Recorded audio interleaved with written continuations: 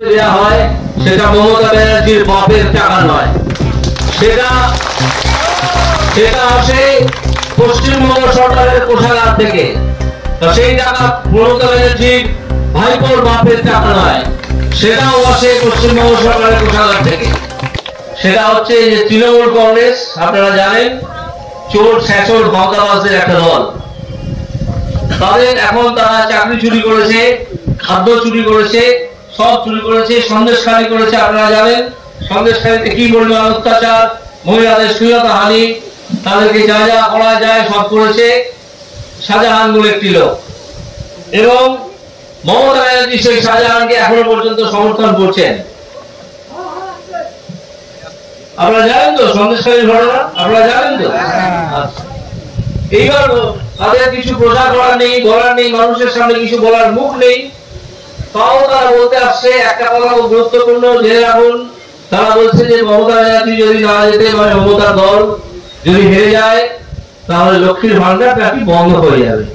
এটা আপনারা জেনে রাখুন, সর্বৈব মিথ্যে কথা, এটা সম্পূর্ণ মিথ্যে কথা। এই ভাওতাবাজিতে আপনারা বিশ্বাস করবেন না।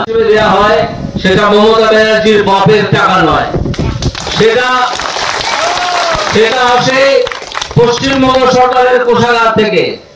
সেই টাকা মমতা ব্যানার্জির ভাইপোর বাপের টাকা নয়, সেটাও আসে পশ্চিমবঙ্গ সরকারের কোষাগার থেকে। পশ্চিমবঙ্গ সরকার থেকে যে টাকা আসে কোষাগার থেকে, এই 1000 টাকা বা 1200 টাকা, সেই টাকাটা আপনারা জেনে রাখবেন অত্যন্ত কম। সারা ভারতবর্ষে যেখানে যেখানে এই স্কিমটা চালু আছে, সরাসরি মানুষের হাতে টাকা পৌঁছে দেওয়ার স্কিম, সেখানে আসামে পায় 3000 টাকা, উত্তরপ্রদেশে এবং রাজস্থানে পায় 3500 টাকা। আমাদের নেতা শুভেন্দু অধিকারী এবং সুকান্ত মজুমদার এর মধ্যে ঘোষণা করেছেন, আমিও সে তারই প্রতিধ্বনি করে বলছি যে আমরা ক্ষমতায় আসব পশ্চিমবঙ্গে। এই ভোটটা তো পশ্চিমবঙ্গে আসার ভোট নয়, এই ভোটটা হচ্ছে কেন্দ্রীয় সরকারের ভোট। কিন্তু আমাদের ধারণা আমরা এখানে ডিসেম্বর মাসের মধ্যে ক্ষমতায় আসবো। যদি তা নাও আসি তাহলে 2026-এ তো আসবোই। কে আটকাবে? তৃণমূল তো উধাও হয়ে যাবে। আমরা এলে এইখানে চালু করব অন্নপূর্ণার ভান্ডার। সেখান থেকে প্রতিটা মহিলা যারা এই টাকা পান, যারা ভবিষ্যতে পাবেন, তাদের জন্য 3000 টাকা ন্যূনতম দেওয়া হবে।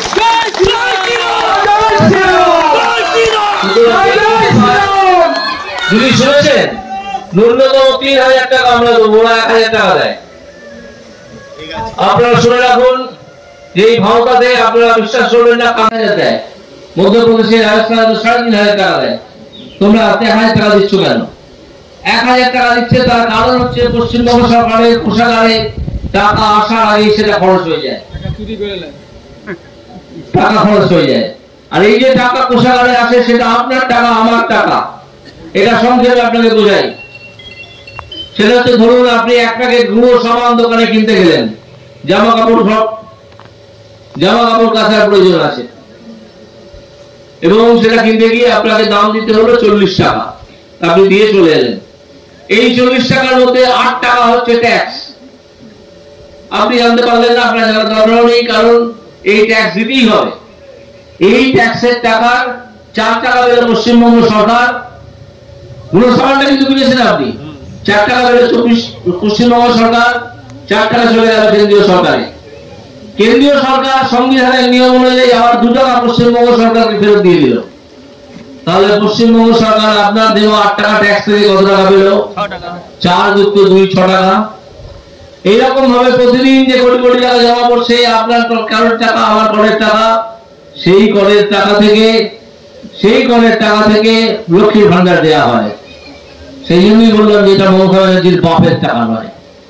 এই টাকা আপনারা জানবেন, আমরা এলে অনেক বাড়িয়ে দেবো, কারণ পশ্চিমবঙ্গ সরকারের কোষাগারে যে টাকাটা জমা পড়ে, সেই টাকাটা কোষাগার অবধি যাওয়ার আগেই এরা মেরে দেয় অনেক টাকা। তৃণমূল সরকারের যারা নেতা আছেন, যারা মন্ত্রী আছেন, তারা এর আগেই অনেক টাকা মেরে দেন। মরুর মধ্যে থেকে পাথর তুলছে, বালি তুলছে, তার জন্য পশ্চিমবঙ্গ সরকারকে যে টাকা দেওয়ার প্রয়োজন, 1 টাকাও দেয় না। হাজার হাজার লরি বালি প্রতিদিন তুলে নিয়ে চলে যায়। এইভাবে পশ্চিমবঙ্গ সরকারের উপার্জন কমতে কমতে কোষাগার কমে গেছে।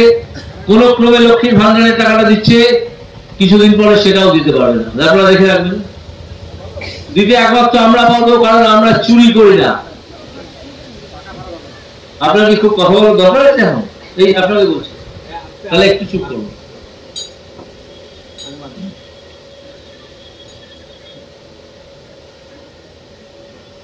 বিজেপি একটা শৃঙ্খলাবদ্ধ দল, বিজেপির কেউ এই টাকা চুরি করবে না, চুরি করতে পারবেও না।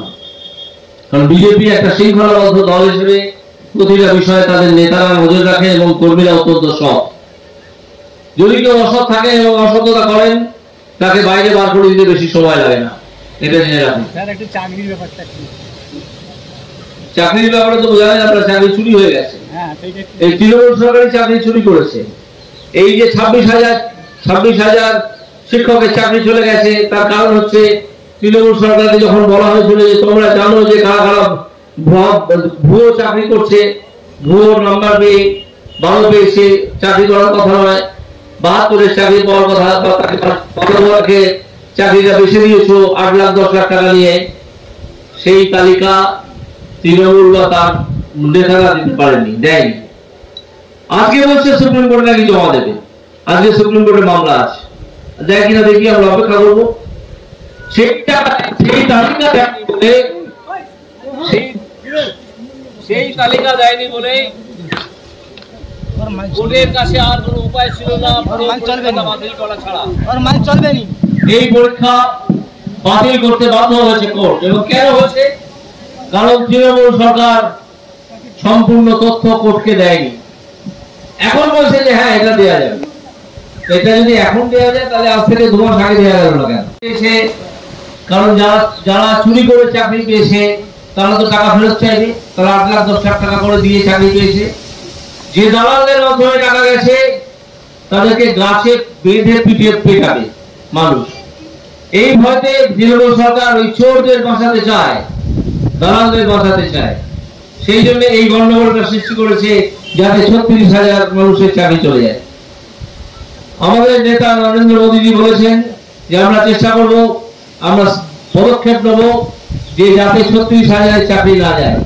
যারা যোগ্য প্রার্থী তাদের পাশে আমরা আছি, যোগ্য প্রার্থীরা ভয় পাবেন না, তাদের পাশে বিজেপি দাঁড়িয়েছে। বিজেপি সেই জন্য একটা আইনজীবীদের নিয়ে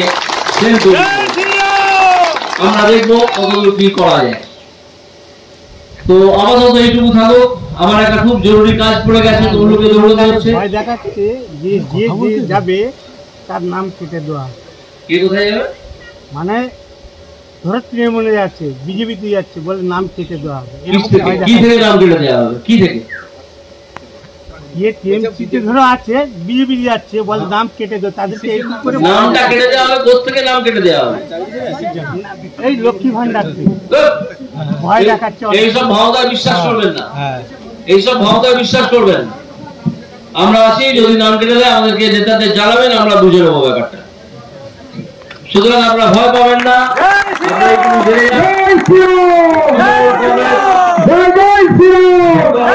ভাওতাবাজি ছাড়া আর কিছু দেওয়ার নেই। ভাওতাবাজি দিয়ে কিছু ভোট পেতে চাইছে। আপনারা আমার প্রণাম গ্রহণ করুন। আমি এখন এখান থেকে চললাম, বিকেলে আমার এখানে প্রোগ্রাম আছে কোথাও, আমি হয়তো আসবো।